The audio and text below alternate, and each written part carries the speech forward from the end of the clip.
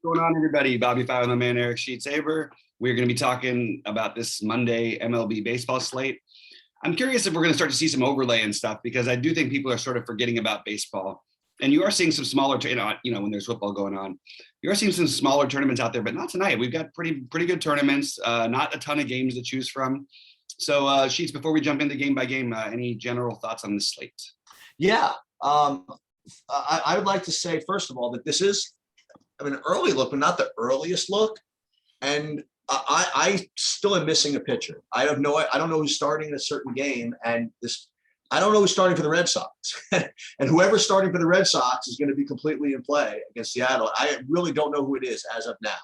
I will get you that before game time. I promise you that. If not, it might be out by the time we finish recording. DK had a Evaldi, and yet the website for the Red Sox has Erod. So I have no idea. I think it probably is going to be Erod, but we'll figure that out, of course, later. Yeah.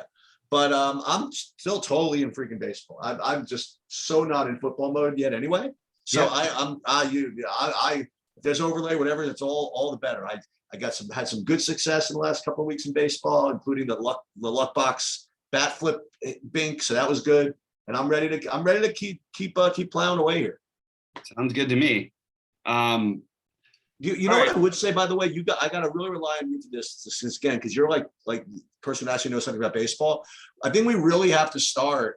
You were on this like within the last couple of weeks, but with like which teams like are going to actually like roll out their pitchers for max innings, which of them are going to be benching people or whatever, because of either being out of it or being in it or something like that.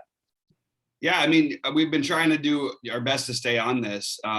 It's a little tricky to know what certain things like, and then a pitcher, people go, well, this guy puts up 35 points or whatever. I'm like, yeah, but he just threw 85 pitches. He just happened to be really efficient. You know what I mean? So they're going to let him go. I'm trying to load our last video and it just disappeared from my screen. So why don't you start talking about the first game, and we can I'll jump in after there once I load our last video. Okay, so again, from an overall slate perspective, again from pitching, I do have like a couple of pitchers that are kind of all sort of somewhat close, which to me is kind of I kind of like slates like that.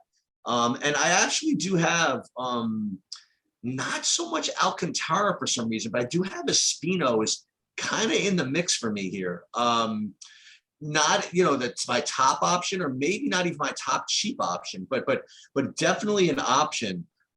So if you do want to pay for maybe Dodgers or Astros or Toronto or guys that we'll get to, I do think that someone like Espino certainly makes a lot of sense. I don't Alcantara for that price. I am not quite getting to him as kind of a top option.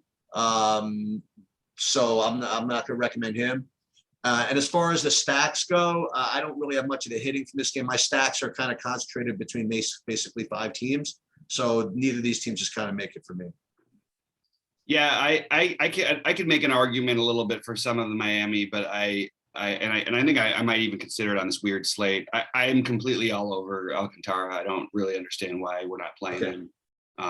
I've been waiting for a while for this guy to really come into his own and everything. And just look at his game log, and it's hard not to have some interest here. So I'm very into Alcantara, especially because at my first glance, I don't think he's going to be particularly high owned, but that obviously could change depending on who's pitching and what we hear by this evening. But I like Alcantara. I don't mind a one-off against him on a weird side. Like I don't mind a Soto. I'm not going to stack against him. But I will take some shots with Miami against Espino. Okay. And that's pretty much it. You want to start off the next one, because I'm trying to get this video. Yeah, let's move ahead to Tampa, Toronto, and not ready to quite announce this, but we're working on some kind of cool new feature on our website where you could kind of like track the whole industry for different takes and stuff like that.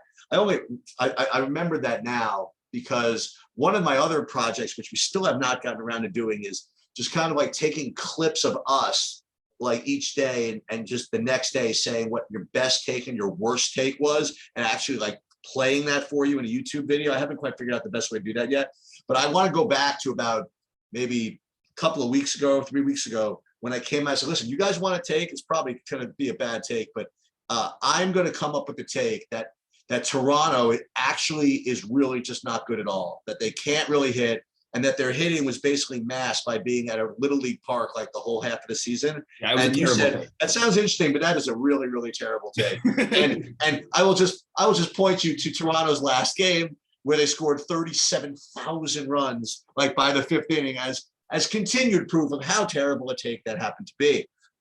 They continue to just freaking just rack up runs, rack up fantasy points, rack up home runs. And they are one of the elite, if not the elite hitting unit in the United States of America, even though they're not even from the United States of America. So I do have Toronto as one of my top 5 stacks, and they are one of my top 3 rated just by just raw points. I also do like Manoah as one of my top pitchers, actually. I have him as pretty much really close, tied for first and second. It depends who pitches for the Red Sox or whatever, but even without that, I do have him as a pretty really strong option. I think he's going to get owned, but again, depending what happens in that Red Sox game. But I do like Manoah, and I actually do have Tampa, and you can do this, right? As also one of my top 5 stacks, more on the value side. Yeah, so I like both sides of that. I like Manoah pitching, and I like Tampa for hitting, and obviously I like Toronto for hitting. So this game, I have three-fourths of it accounted for. Yeah, so I first of all, that's really, you want to know my real tilt from yesterday? This is my tilt. I don't play baseball for the first time in a million days, and of course this is the game, and it doesn't matter if they were even popular or whatever, because I would have had heavy. I mean, on Friday I literally had like 75% of Toronto players, like they were everywhere, and it's not like they didn't hit the ball. It's like every ball was hit at the warning track or lined right at somebody. Like it's just right. It's a baseball, and then everything comes through. And not only that, I went through this whole thing with Rhodey on Friday about how we both played the 16-15. I was just saying, you know, the real way to play, if you really love the Blue Jays as much as I do, just take like Gurriel was the same price as Springer on FanDuel. Springer was 25% owned and Gurriel was 2% owned. And I would say, it's all you have to do. It's all you have to do. And of course, that would have that game yesterday would have certainly. He had 50 fantasy points, I think. Yeah, and on FanDuel that would have been like 80. So he could have won a tournament for you by himself. Yeah, I have some interest in Manoah as well. I think it's a little odd if these early projections are even close to accurate, which I really don't buy. That people are into Manoah and anti-Alcantara, unless there's something I haven't heard about Alcantara. No, that's what I'm seeing too, actually, in my early ownerships also. I can't imagine that stays the case. People can't be that dumb. Ooh, there it is, laying it down. Well, no, I mean, look, if Manoah was slightly higher owned, and this is a guy who was like 1% owned his last couple times out, right. And Alcantara has been owned and has been putting up 40s. We're just saying, okay, we got the number we needed from him. We're never going to go back to him again. What's the logic here? and he's got you've got Manoah facing the second best team in baseball in Tampa Bay. And I don't know. I do like it. They do have strikeouts in their lineup, but you just look at the K prop. You have 6.5 for Alcantara, 5.5 for Manoah. I do like Manoah still, but I prefer Alcantara at first glance. And I am definitely okay with some of the Toronto bats. I will just caution what I always caution against Tampa Bay. Excellent pitching, excellent bullpen. Not that there's anything earth-shattering about Colin McHugh or Ryan Yarbrough, but if these guys are just working a few innings, it's hard to go off against a team that, you know, has 6 of the top 25 relievers, both middle and end of game reliefs in situations. So I have interest in Toronto, but it's just because they're a good hitting team on a small slate. It doesn't really stand out as a particularly great spot for me. All right, you ready to move on to the next one? Yeah, Adam Waywright is for me, he's good for 20 fantasy points if that's what you want to get. So I think that he's a guy that you could put in some lineups in case, you know, other guys don't do well. I really don't have much of a problem with that. I'm not anticipating a big ceiling or anything like that, but he has a very, very good season. If not even, you could call it a resurgence. You know what I mean? Look, this slate is not exactly loaded with pitching, so I certainly think that he's in play. And it's funny, I think he's going to probably come in maybe a fourth most owned. He's probably going to end up being the fourth highest scorer, maybe, or third or fourth highest. You know what I mean? Like, I think he's totally fair. I'm not into Rich Hill today. What I am into is a little bit of St. Louis as far as hitting goes. Again, I just have them ranked just okay as far as like decent values, and so that's where I'm at. I'm at a little bit of Wainwright. I'm at a little bit of St. Louis. Not particularly, just trample over people to play either. But I think that from this game, that's what I would do. I'm not getting to Rich Hill, and I don't think I'm getting the Mets. Yeah, I get it. I love Rich Hill here, actually. Wow, I think you're just getting a discount off of basically the same guy as the other guys in some ways for how he's been lately. Now, with Rich Hill, we always have a giant, let's be real, like he could always, he has that nagging blister injury. I mean, as a Dodger fan, I'm very familiar with his ups and downs. The truth is, when he's on, he's as good. He's incredibly tough to hit, and he's always been very good against righties. Of course, people say, well, look, he gives up more to righties than he does lefties. Well, he's facing all righties because that's how managers do things. They're always going to go platoon splits. He knows how to pitch. He's going to be unowned. I like both these pitchers a lot, to be honest. I do think you want higher ceilings with the other guys. You get higher ceilings possibly. But I mean, Rich Hill has the same strikeout prop as Adam Wainwright, as Alek Manoah. Like he's expected to strike out as many guys. And I don't disagree with that. Well, I think more to the point is that Rich Hill is pick 'em game. Is like maybe 1/3, 1/4 the ownership of Odorizzi, who's, you know what I mean? And so if you want to pivot off Odorizzi becomes really, really popular. I think that Rich Hill just, at least from a leverage perspective, certainly makes some sense. Yeah, and while I say that I like Rich Hill, I kind of like your idea about I don't think it would be a terrible idea to get a little mini stack against him. Like you have Goldschmidt against a lefty at 4,500. You have Arenado against lefty at 4,800. These are very reasonable prices on this weird little slate. So I am completely okay with it. At the same time, I'm just going to mention, I usually wouldn't even mention these guys on full slates, but because of the nature of this slate that we have tonight, I think Michael Conforto is just way too cheap. And as good as look, Wainwright's really good. He's not going to throw a no hitter. You know what I mean? Like there's guys who can hit home runs here.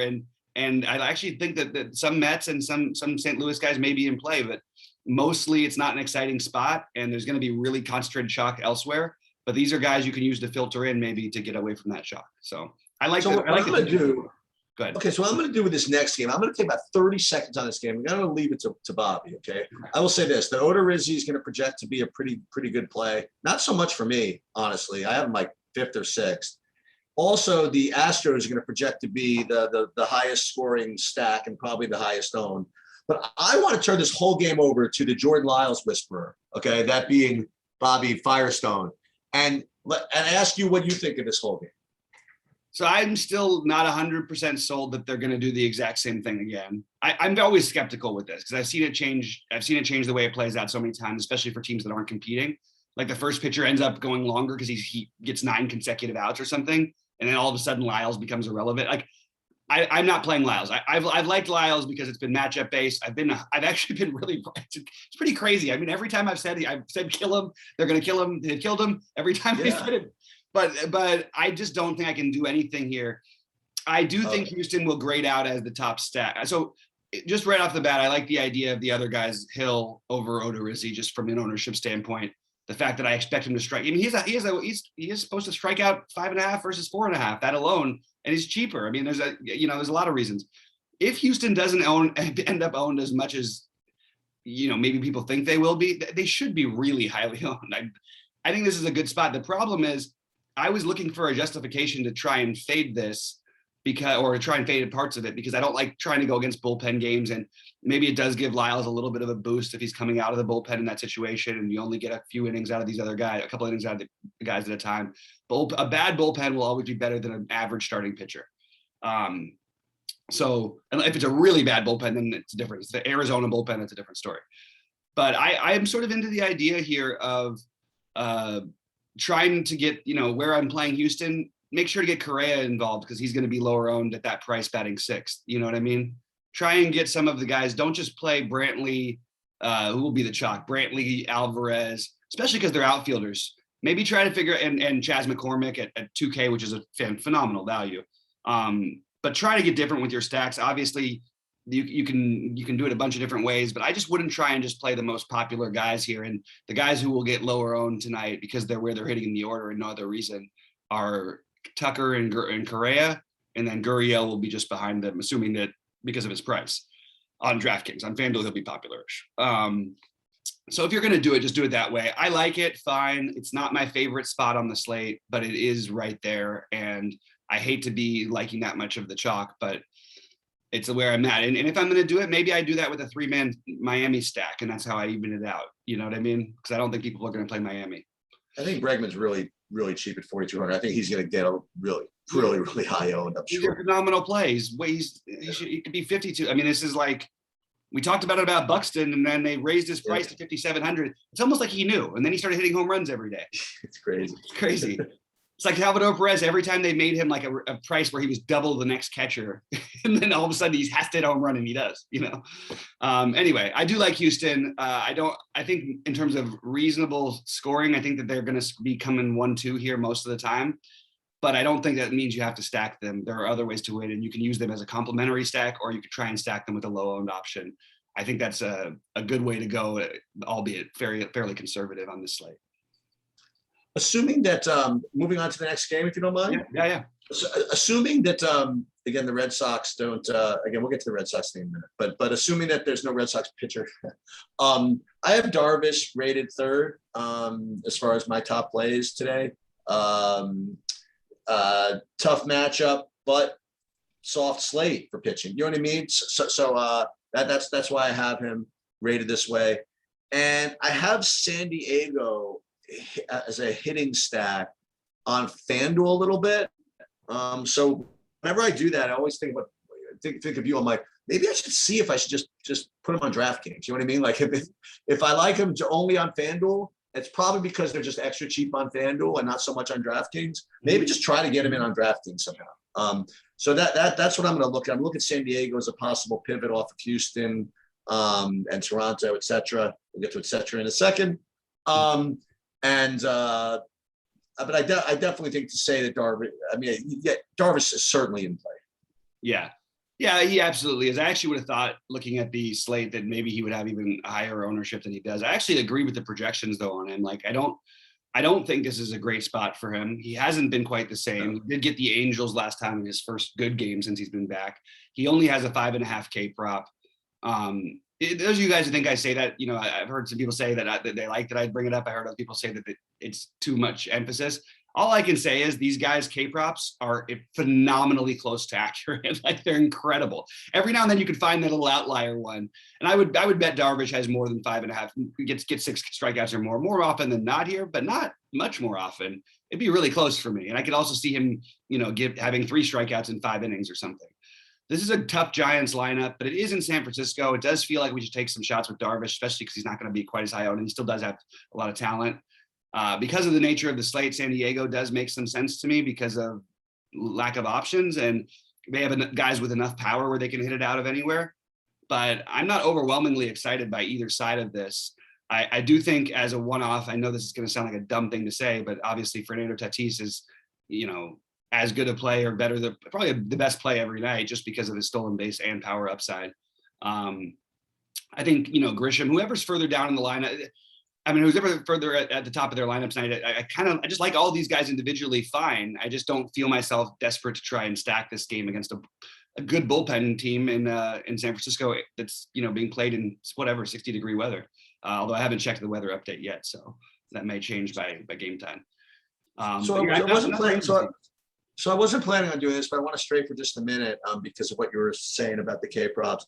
So one of the things that I talk about when we go over things and when other content providers go over things is look, I put up sheets, I put up projections, and a lot of stuff is based on projections. And what I don't like is when people just kind of like double emphasize things. Like if I say that I like a pit, like let's say that I liked, like you said, Darvish, and then I said I like Darvish because my projections. Ooh, and you know what else? he's got a really good K prop. For me saying that, that's basically double counting because the K prop and the Ks are usually what's factored into projections. I just want to emphasize a couple of things. Remember, I say this a lot, when it comes to projections, baseball is probably the least relevant of them all, okay, as far as projection. Now, with that said, pitching of all the players is where it becomes a little bit more relevant, okay?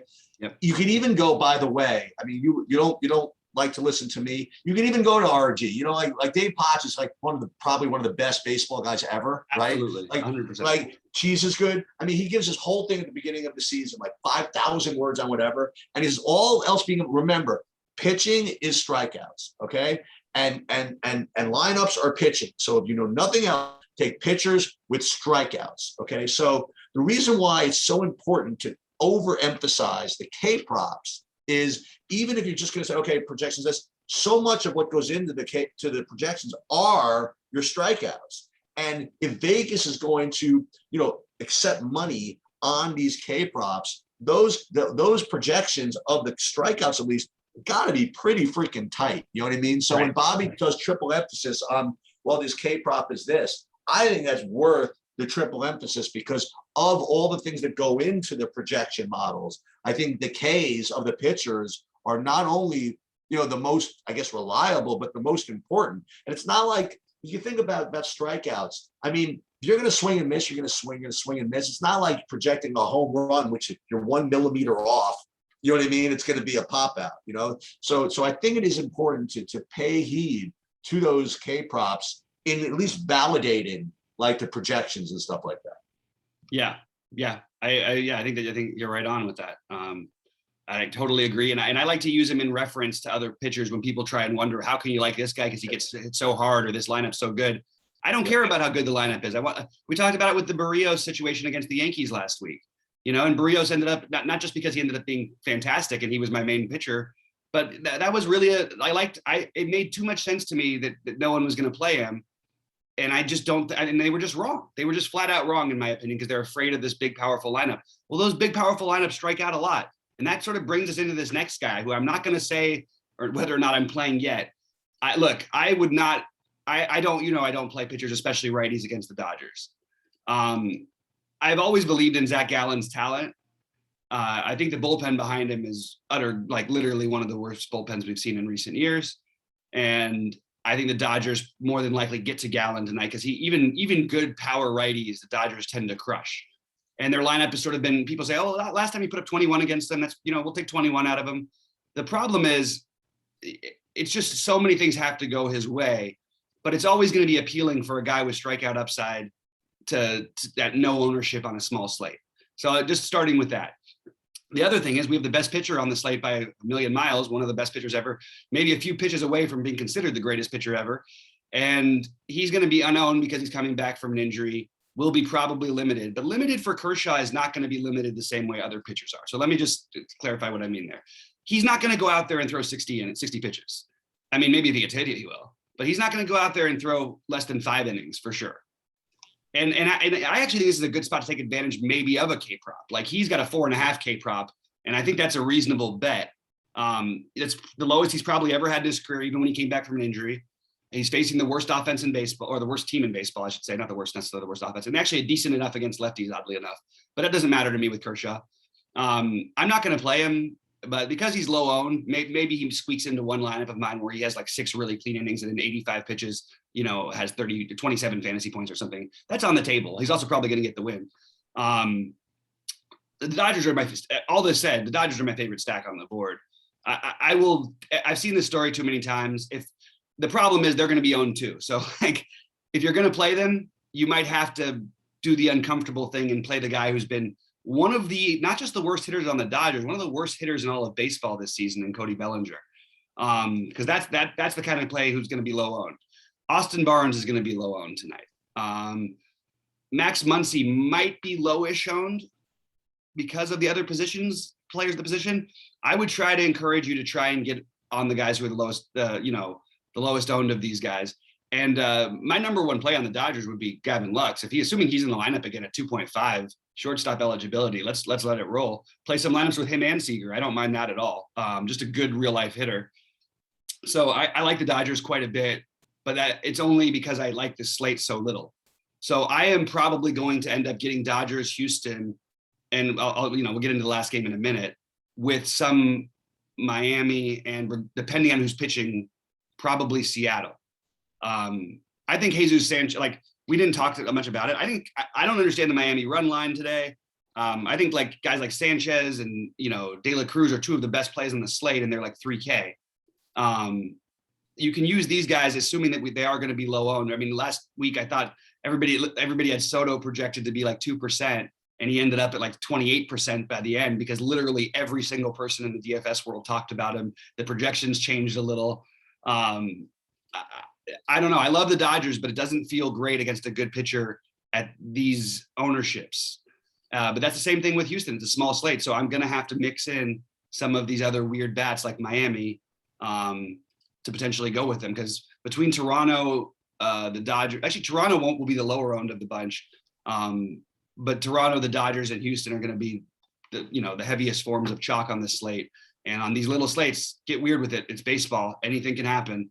On the flip side of all this, I do want to say that the games for the Dodgers and Giants mean a ton right now. These teams desperately, after the incredible seasons they've had, do not want to play in the wild card game. The Giants have the lead right now. If Kershaw struggles at all, he's going to have a quick leash to be out of there. The Giants will bring in 9 guys for an inning if they have to. They need to win every game. Every game is going to be treated like a playoff game for them within their locker rooms and all that. So what I wouldn't want to be I wouldn't want to be taking too many hitters against those guys. I will say, though, that Ketel Marte, it does stand out to me, even against Kershaw and the bullpen. I think he's underpriced. I think he'll be completely unowned. And I have watched this guy every day. He's like one of the most underrated, one of the best hitters in baseball, and no one ever plays him. And sometimes it's because they make him like 6K because he kind of deserves to be. But I think he's a really, really good one-off on this weird slate. So that's pretty much all I got. Yeah, I'm not going to get to Kershaw today for all the fears that you're going to hear throughout the industry about his pitch count. I don't know if I just don't know if I can do it at 10K, 10-4 with the whatever his pitch count's going to be. Zack Allen, I couldn't agree with you more. I think that he's I think both things. I think that he's been pitching really, really well. I think this is it's kind of really challenging game to see how well he's actually pitching. It's the Dodgers have been hitting righties well for several years now, and this is I mean, think about it. Even though he's been really, really bad, I mean, like when Cody Bellinger's hitting 9th or whatever the hell he's hitting, you know what I mean? Like it's a tough matchup for him. But don't just. And I have the Dodgers rated right alongside of Houston. And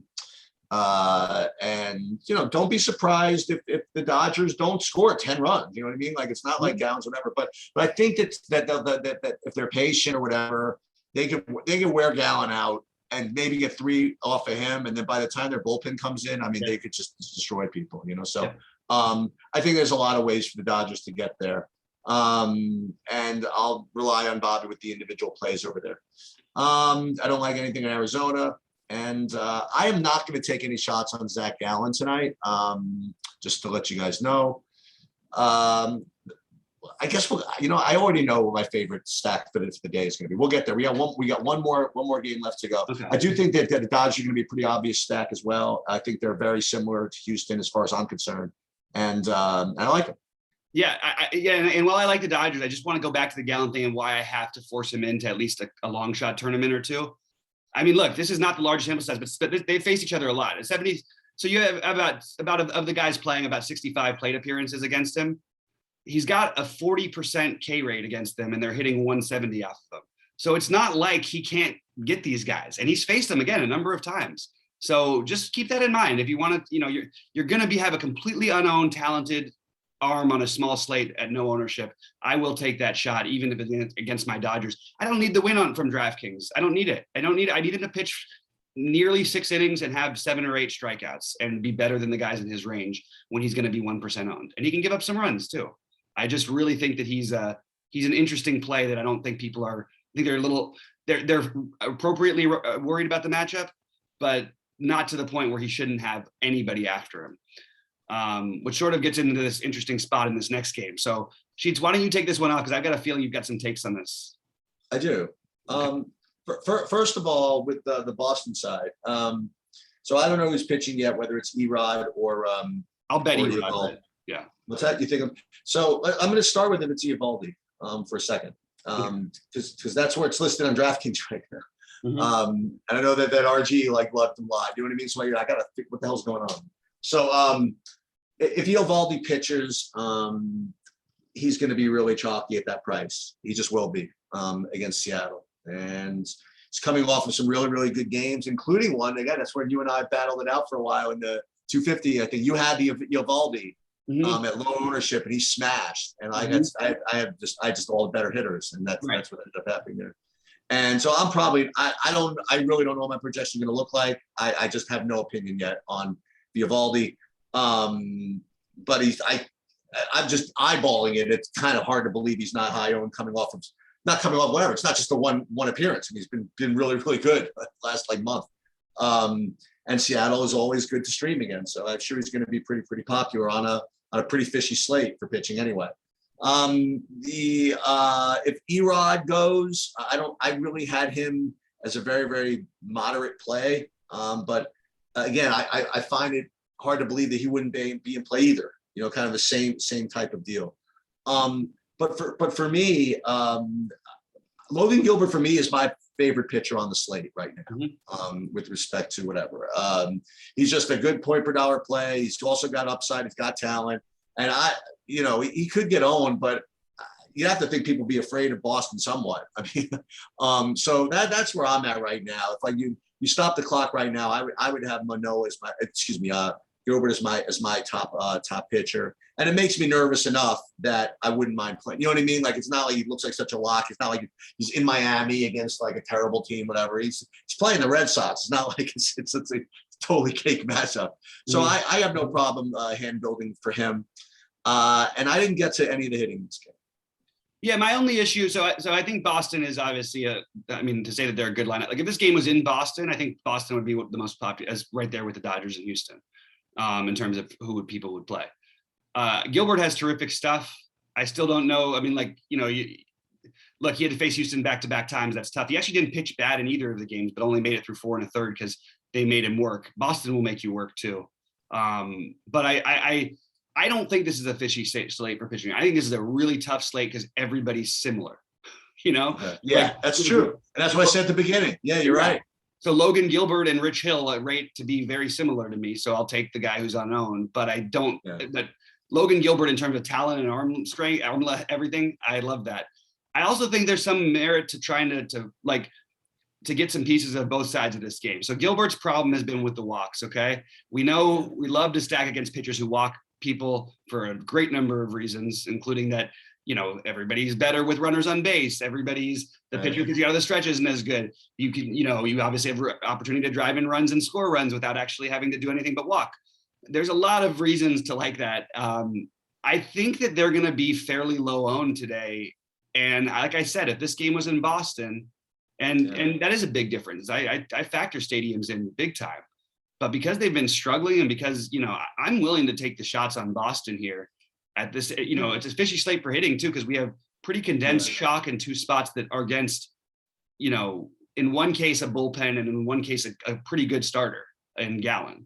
So I actually am starting to lean though, maybe we do something different and play some of these Seattle against Rodriguez. Now, the argument for Rodriguez, as assuming it's Rodriguez, not Eovaldi, because that's my current assumption. If Cheese writes him up about it being Rodriguez, it's good enough for me at the moment anyway. But I'll just point out, Rodriguez has been absolutely sensational away from home the second half of this season.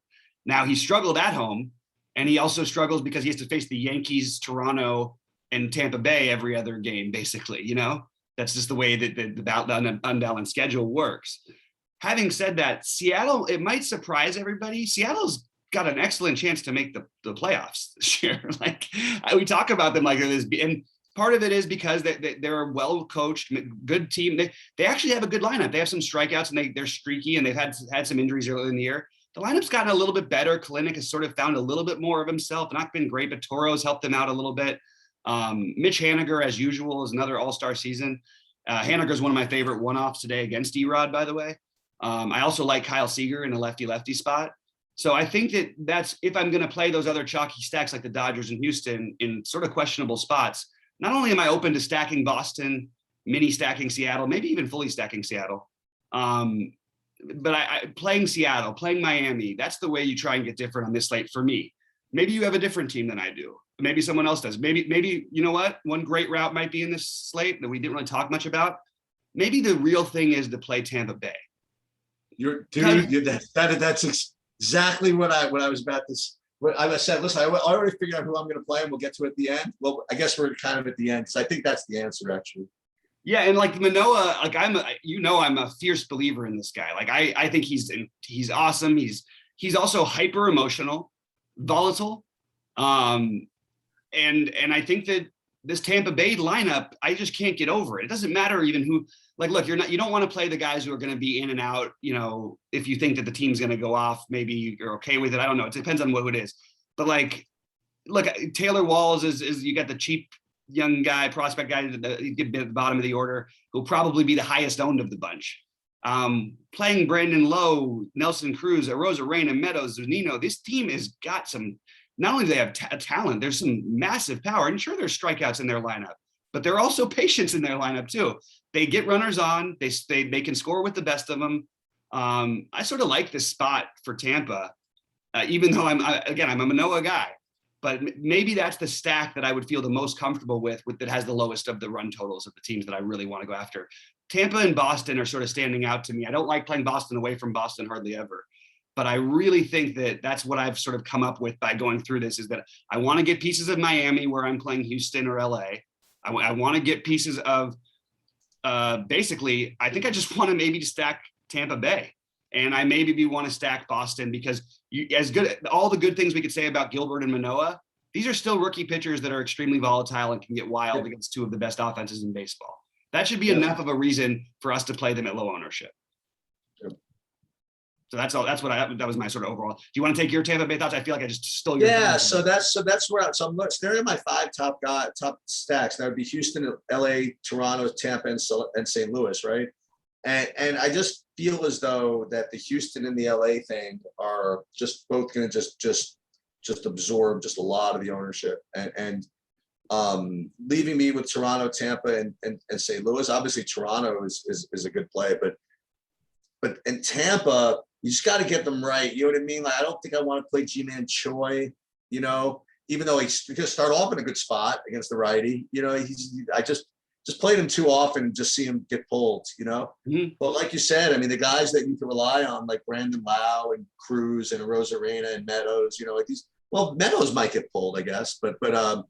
I don't think no. So I mean, you start with those four. I mean, like you could really be in business. And maybe some St. Louis. So for me, again, it's Houston, LA, Toronto, Tampa, St. Louis, and I'm gonna give San Diego another look. And with pitching, you got to keep an eye on the Red Sox thing. But Gilbert, Manoah, Darvish, Espino is really starting to capture my imagination. And the other team that you mentioned, I got turned on to a little bit was Seattle, as far as the hitting goes. For whatever reason, I don't feel like playing out Odorizzi.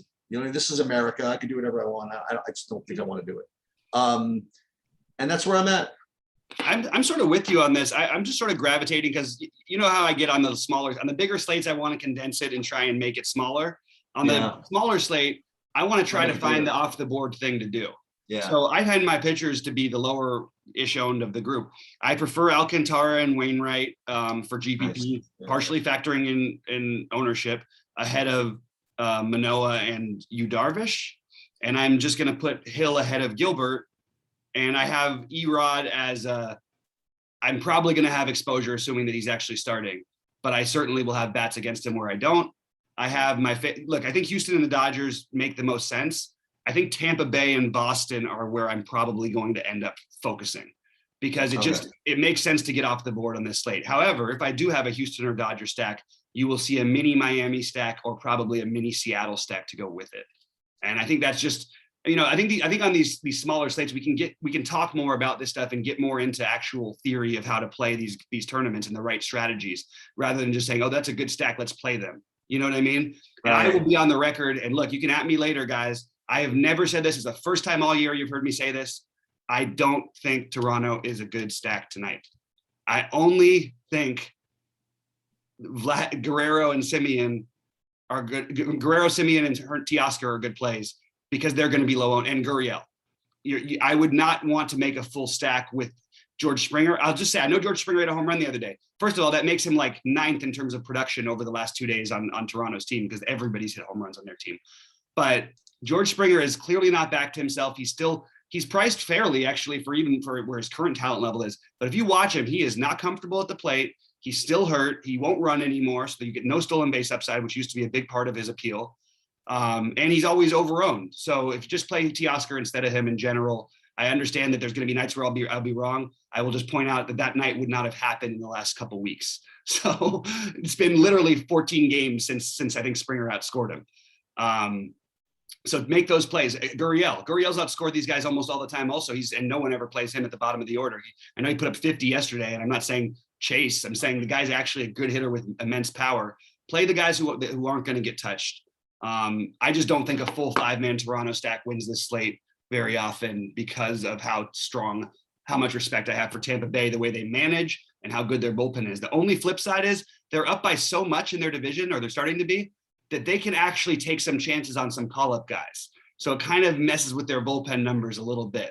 Just something to keep in mind. Anyway, Tampa Bay and Boston are my favorite GPP stacks. The Dodgers and Houston make the most sense. Miami and Seattle as mini stacks. That's where I'm at.